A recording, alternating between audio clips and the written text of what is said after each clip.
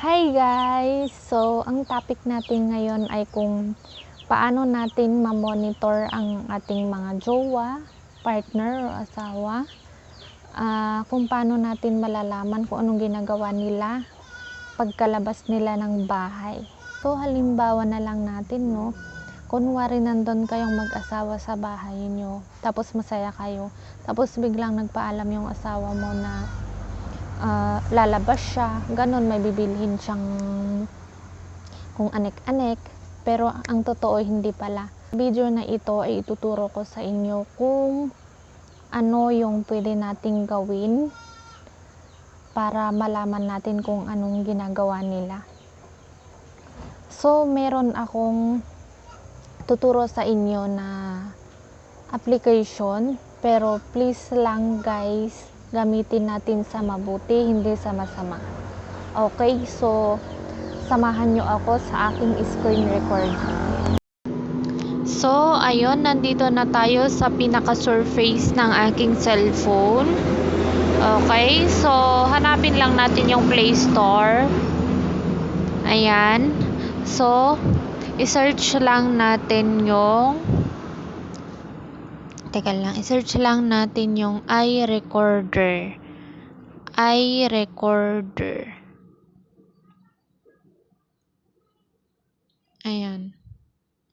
So, kung hindi mo siya mahanap dito sa mga logo na ito, ayan, taas lang natin. Ayan. So, kung hindi mo siya mahanap dito, hanapin mo siya sa ating Google. Ayan. So, dito, i-search natin yung iRecorder. Ayan. So, hintayin lang natin. Ayan. So, ito yung logo niya. Ito yung logo niya. Ayan. So, ayan yung logo niya, guys. Open lang natin. Ayan. So, Android kasi yung cellphone ko, kaya download Android APK. Ayan. Okay lang natin. Hintayin natin na mag-download siya, guys.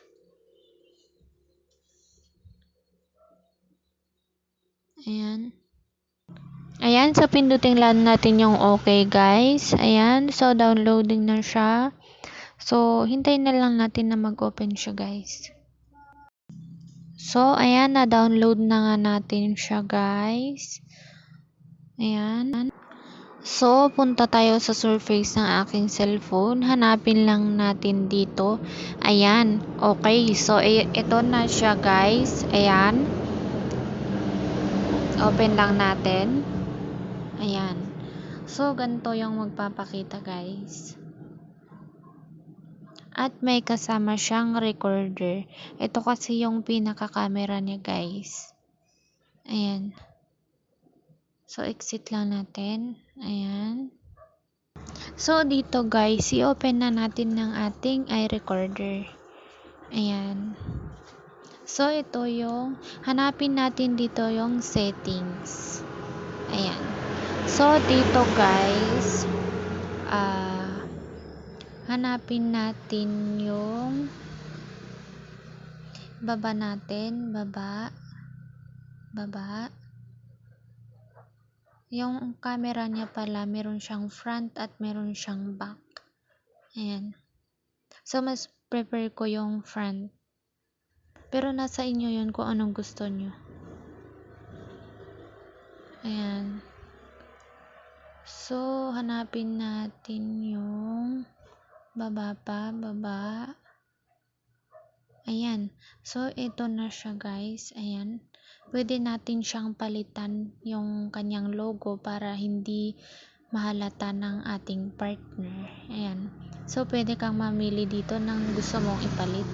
Ayan. Pwedeng Telegram.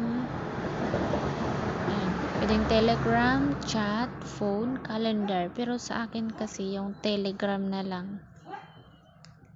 Para wala siyang, para hindi niya alam. Ayan. So, napalitan ko na itong recorder niya. Papalitan din natin yung logo ng chat para hindi nila mapansin. Ayan. So, ayun lang guys. Back lang natin. Tapos, dito sa my clock, ayan, pwede mong iset yung, halimbawa, kung lumabas siya, kung anong gusto mong minutes dyan, halimbawa 10 minutes, yan, ilagay mo. Tapos, meron din siyang date. Ayan, ito yung sinasabi ko na camera. Meron siyang front at meron siyang back. Ayan, pero sa akin yung front ang ilalagay ko, halimbawa kung lumabas yung asawa ko. Tapos dito din sa repeat recording, i-on lang natin yan. Ayan. So dito guys, i-click lang natin yung red. Ayan, so nagsisimula na siyang mag-record guys. Ayan.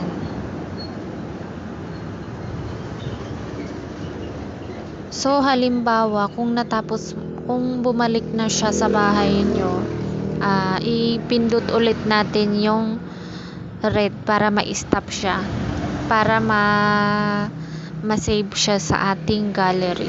Ayan. So, halimbawa, ito yung video niya guys. Ayan. Nagre-record na yan. Okay? Nagre-record na yan. So, halimbawa, kung umuwi na yung jowa mo, pwede mo na yan siyang i-stop. So, ayun guys, dito na po nag-e-end ang aking video at maraming salamat po sa panonood. At kung gusto nyo po yung mga ganong content, please mag-subscribe na po kayo sa aking channel kasi gumagawa din po ako ng mga tricks, mga tips at mga tutorials. Ayan, so maraming salamat po ulit.